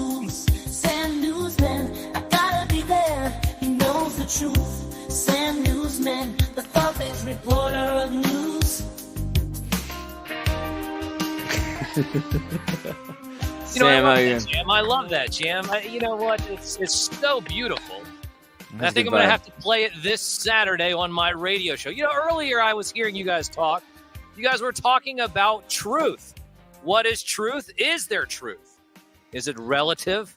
I will tell you one thing that is true, is that every Saturday morning, there's an award-winning radio show that I host. And that is true.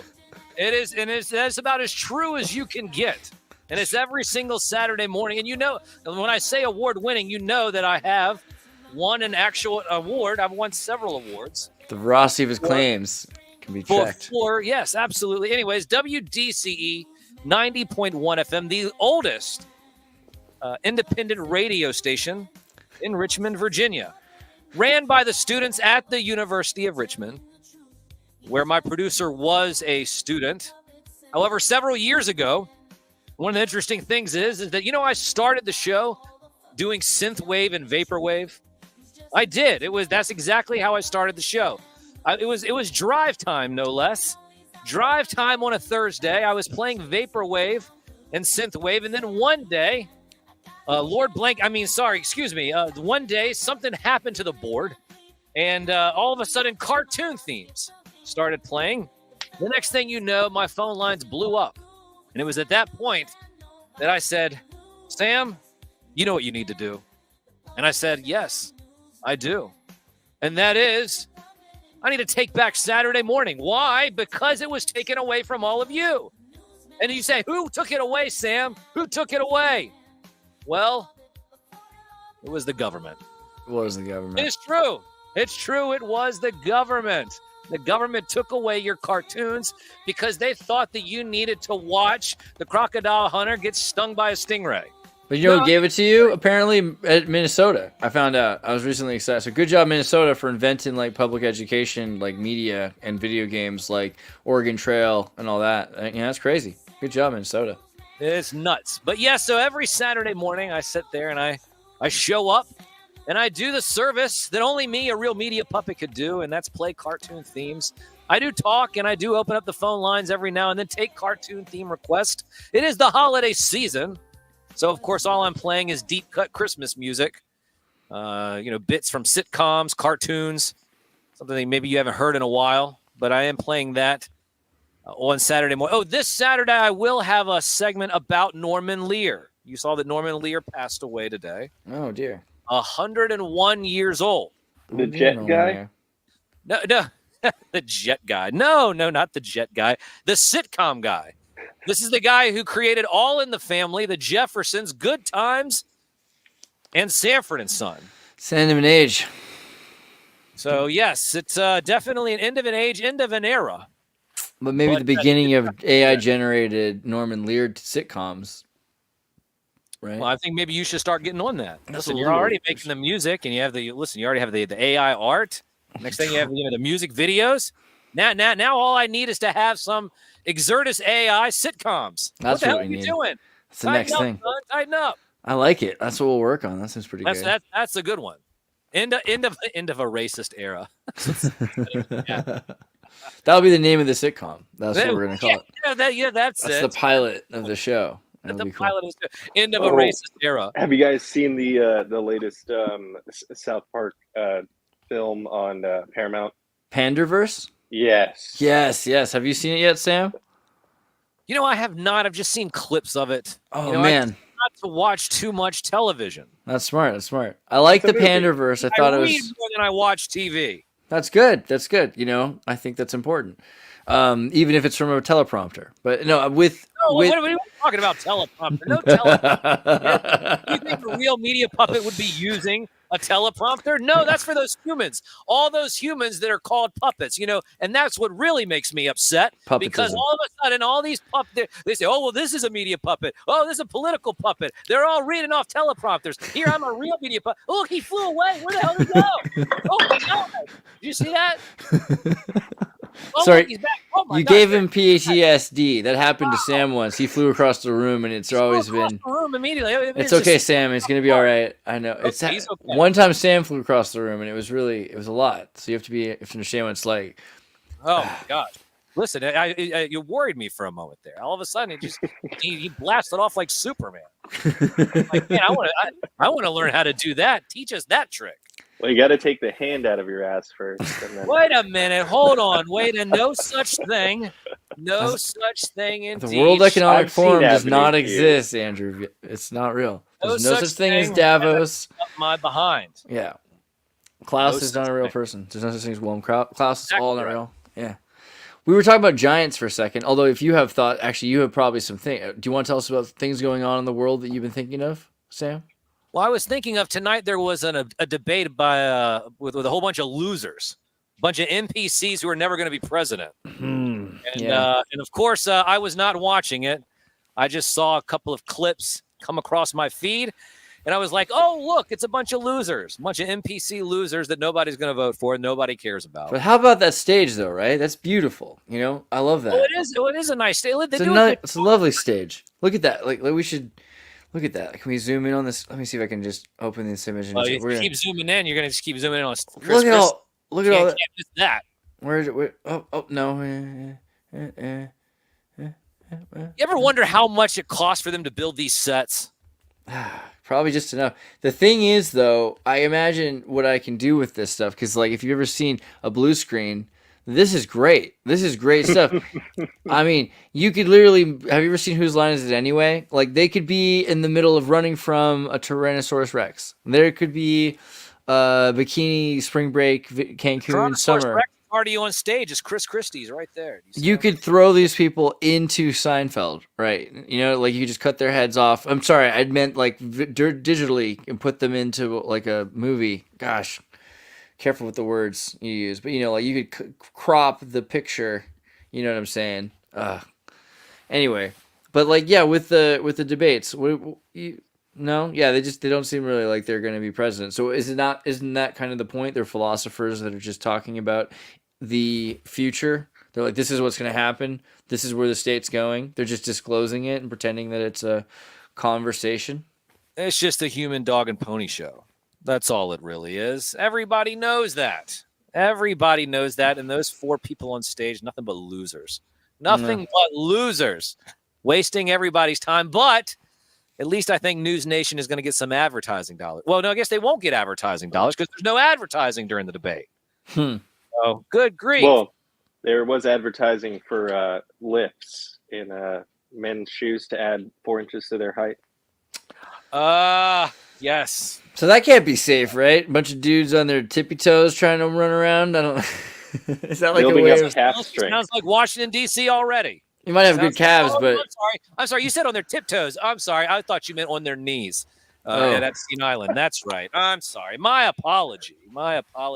I'm getting tiptoes and people on their knees confused. So my apology. No, listen, there's nothing else really that has come across my desk. Like I said, the Norman Lear thing was big just because he was such an influential person when it came to the Cultural Revolution in the early 70s, starting with, of course, All in the Family, which to this day still holds up quite well. In terms I love All in the Family, great show. Yeah, I mean, of course, those were the days. I mean, what do you have to say about that? I mean, South Park is very much kind of about All in the Family because Archie Bunker. They said we can't have an Archie Bunker. We want an Archie Bunker. How can we have an Archie Bunker? And well, the only way would be to have it be like a cute child that so it's the child version of Archie Bunker. You can see it in his face, right? This is kind of the idea of Cartman.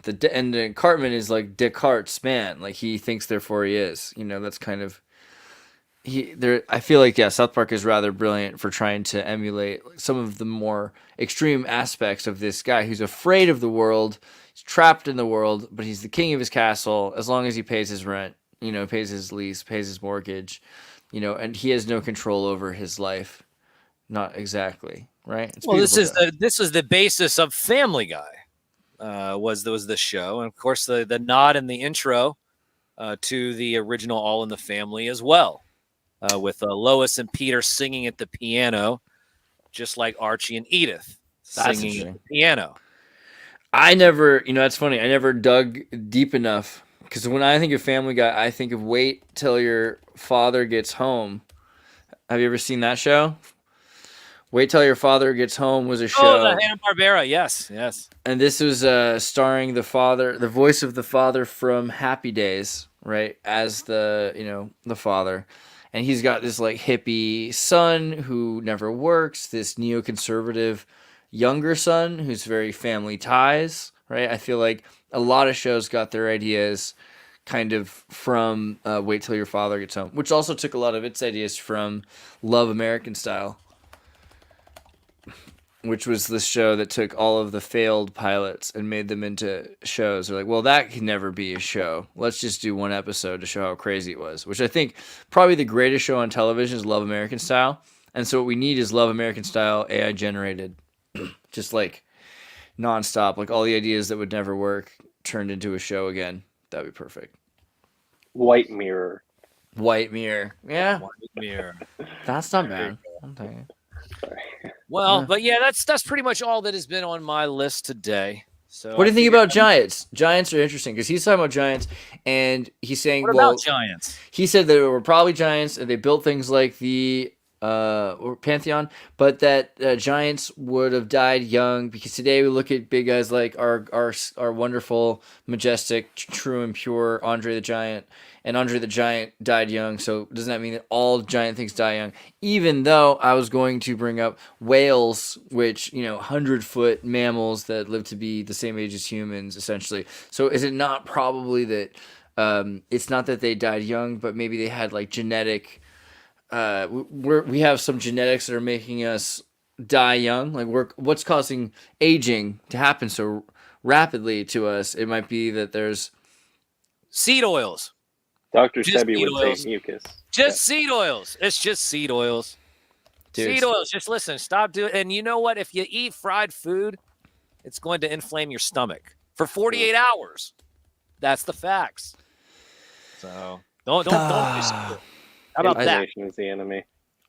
I did see something about that recently that was really good. Okay, so I'm looking up Giants here, and it says, wait, can't say that. That's classified.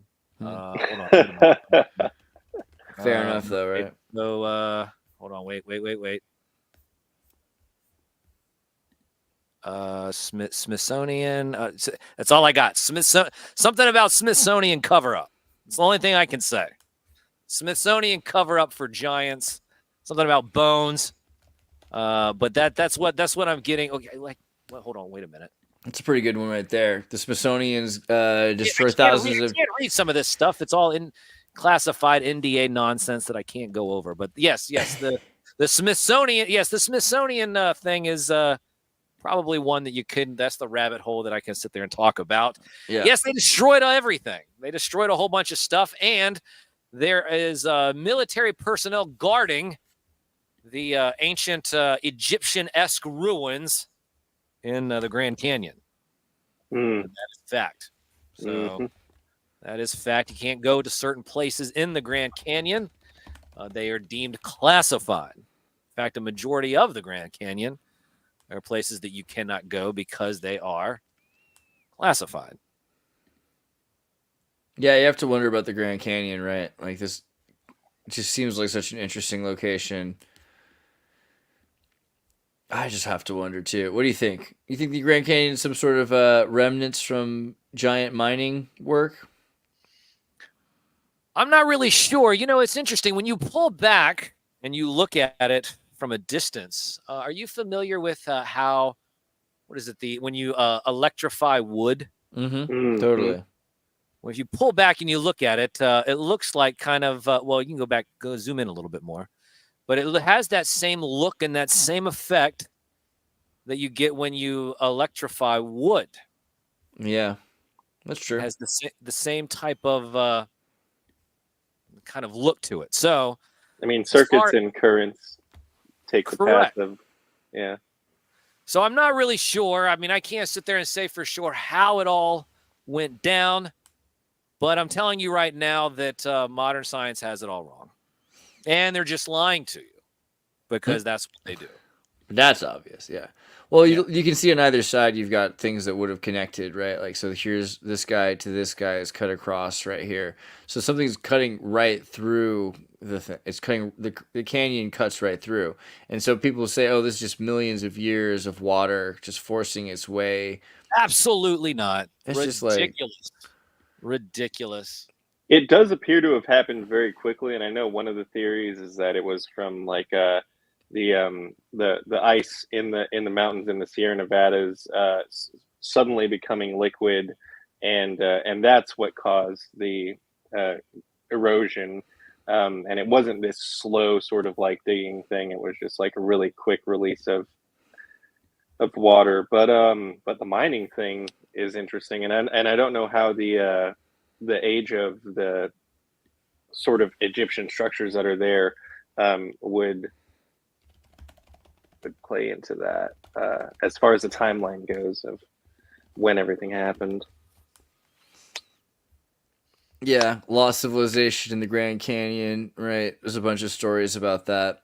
You have to wonder about the lost civilization, and just like these, it just looks Look like at there's that. something. I mean, come on, get out of here. You got to be joking. I mean, look at that. I'm telling you what. If your eyes play tricks on you and lie to you, then well, I guess must be a human thing. I'm looking at this right now, and come on, shut the front door. Get out of here. What could they have excavated that with? Well, even with water is something that you can use pressure to remove diamonds, right? You can shave away a diamond or anything else. So if you were to use laser or electricity or water or any of those things, I'm just imagining like super giant machinery from the sky, essentially. And especially because people say this is at a time of, you've heard of like silicon trees, right? That idea? Right. Yeah. Well, what is it? The Devil's Tower. In fact, just recently, scientists have determined that there is an actual root system underneath Devil's Tower. They have actually said that there is an entire root system underneath it. But hey, you know what? It's just a rock, just some kind of magma formation that just happens over time. Well, there's a lot of them. There's a lot of these mesas, right? Yeah. Yeah. Okay. Yeah. And they're all just done naturally by magma that just decides to squirt up out of the ground and create a flat top. Well, I like the idea that they're cut down. And all that other. I like the idea that they're cut down because even if we're not talking about trees, if you're talking about silicon life, it could be that this is the excretion of mushroom that has, some people have said this is just something that's growing straight up, but still something that's cut down because you look at like the petrified forest, and it's like there are thousands of miles away from where something would have happened, or hundreds of miles, I mean to say, or tens, scores to hundreds of miles. But if these are branches or something, a lot of the time, that have been blasted off of this large silicon tree that are far away from where the mesa is, it's at the perfect distance if something was such a huge blast that it shattered it. And these are the smallest pieces that we're finding, really. But yeah, I find that really interesting because we see all sorts of instant petrification in the area, and how far away it is from that says that something would have been like a huge kind of atomic style blast, right? Which could be from a volcano or something else. So when you pull this back to giants, I mean, if giants would not have any problem with trees that big because they were big, they'd be big themselves. Yeah. Now, of course, over the course of time, it looks like that maybe humans have shrunk. So maybe there were giants that were even bigger. And then over the course of time, they just got smaller and smaller and smaller. How tall are you, Sam? I'm blaming seed oils. It's still seed oil's fault. How tall are you, Sam? Me? I don't think about 3 feet, maybe 2.5, 3 feet or so. Okay, with hold on, wait a minute, with real Jordans. Nice. Real Jordans. So you're about legs. You're about Shakira. You can still take out Joe Pesci. You're like a Shakira height kind of thing, so that's all right. I don't know. Listen, I don't have those kind of mafia connections. Well, but then again, I do have deep state connections. But why would anybody? Joe Pesci's wonderful. I get that. He is wonderful. He's wonderful. He is wonderful. In fact, I was just watching a video a few moments ago about Joe Pesci. Really? Yeah. Well, listen, it was Joe Pesci. He was on TV and he was talking about how he went to go see a Frank Sinatra. He went to go see a Frank Sinatra concert with Al Pacino. They were sitting in the 6th row. And when they were sitting in the 6th row, people started looking over their shoulders, like, hey, who's that behind us? Who's that behind us? So then the three big guys come running up to him, tell him, hey, come over, get up out of the aisle. And so Al Pacino and Joe Pesci, they get up, and the three big guys says, Frank wants to ask, what the hell are you guys doing? You trying to ruin the show? Get up to the box. Get up to the box. They couldn't even sit down, listen, because people were starting to turn around, and this was in the opening act now. This is in the opening act. People are turning around, paying attention to Joe Pesci and Al Pacino. And Frank Sinatra was like, get them out of the crowd. Put them in the box. They're going to ruin the show. That's what the box is for. The box is supposed to keep you from out of the scene. Yeah, unless it's in the old shows. In the old days in France, they'd like to put you right above the show so you couldn't even see what was going on, But they could see you above the show. So you'd be like, oh, they're there. But yes. So it was interesting that you bring up Joe Pesci. Look at that little synchronicity there. It's a good guy. Something happened that you didn't even know about. He put together the Four Seasons. Without Joe Pesci, there wouldn't be the Four Seasons. It's another one of those kind of Andrew Vegas things, If it was no Joe Pesci, there'd be no Cousin Vinny. Yeah, that's true. There'd be no Cousin Vinny, and there'd be no Home Alone. And people wouldn't know anything about the law. Can you imagine which reality does not have Home Alone? There'd probably still be a Home Alone, but it wouldn't be Joe Pesci. It would be like so much weirder. It would be, think about it. It would have to be it would be some other worse, crazy who were the villains that you had available in the 90s that you could have gone through, It would have been it could be Al Pacino. It might have been Al Pacino chasing this kid, which would have been really might have been creepy. I'm going to get you, boy! Yeah, I could see that. Well, let me show you where I can find some of your content. So guys, like he said, he is doing news. So if you go to the Sam Newsman Linktree, you can click on the radio show, and through the radio show, you can find your way to the 90.1 channel where he's playing cartoon intros and retro intro show intros of nostalgia that will just make your heart melt with I remember when life was good. And it still is on Saturday mornings when you listen to my show. Pretty based. And then also, if you make sure from the Linktree, you can also go to his Instagram and Facebook and YouTube and TikTok and everything. And on his Facebook page, you can find all sorts of links to, he's actually singing the Christmas songs. Check this out. Oh, yep. Today was Rocking Around the Christmas Tree. That reached #1 yesterday. Ooh. Yep. First time it has reached #1. There we go. In history? Yes, absolutely. Yeah, it's never reached #1 until yesterday. But Brenda, she was only 13 years old, I believe, when she recorded that. That's pretty based. But yeah, it's been around for quite a while, and it just finally reached #1 as of yesterday. But I did not sure he would re-seek election. Trump is running. Wow, a little visage into the world. I haven't even looked and seen that yet. Interesting. Well, we'll never know.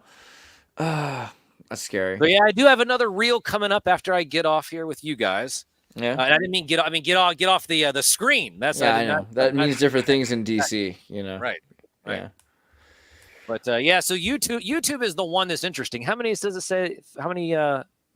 What is it? What's my subscriber? I don't even know what it is. 700 subscribers. 700. I would hope to see you guys give another 300 subscribers so this man can push it to the max. Let's get this puppet where he needs. Let's pull the strings to get this guy what he deserves. That would be nice. Then I think I can monetize on sweet. YouTube at that point. Yeah, that would be fun. That'd be good. Every time I try to go live, I saw someone the other day that say, "Hey Sam, you need to do more TikTok lives." Every time I get on TikTok and I do a TikTok live, I get banned for about a week, and I can't go on TikTok for a week.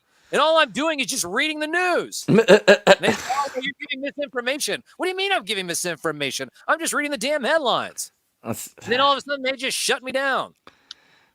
Ridiculous. This is what they do. Gatekeeping from the puppets, from other puppets that aren't even real puppets, that identify as puppets. I guess we have to accept them as puppets. It's pretty terrible. Someone asked for the call letters for the station. WDCE 90.1 FM. WDCE 90.1 FM. And that is 9 to noon Eastern time every Saturday morning. And I do simulcast during the show.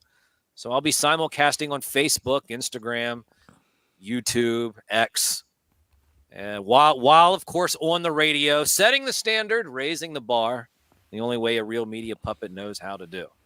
Yeah. But I appreciate you allowing me to just show up this evening. Hope both of you gentlemen have a wonderful rest of the weekend. And of course, so can I get that music one more time? We're doing it. I was just gonna pull. Can we pump that music one more? Ooh, it There does we feel good, go. doesn't it? It feels like it belongs on the radio. It's going to be played this week. Of course, on the only radio show dedicated to the magic and nostalgia of Saturday morning, hosted by me, a real media puppet from the most trusted puppet in media, reporting since Roswell. Newsman, the puppets and newsman, the most trusted puppet in news without all the fuss, telling the truth. He's just a newsman, the puppets and newsman. I know he's out there unveiling the facts, chasing down clues. Yes, that's right. Anyways, broadcasting live deep from an underground military bunker or a spaceship high above the plane of Earth. From the most trusted puppet in media, reporting since Roswell, I'm Sam Newsman. Yeah.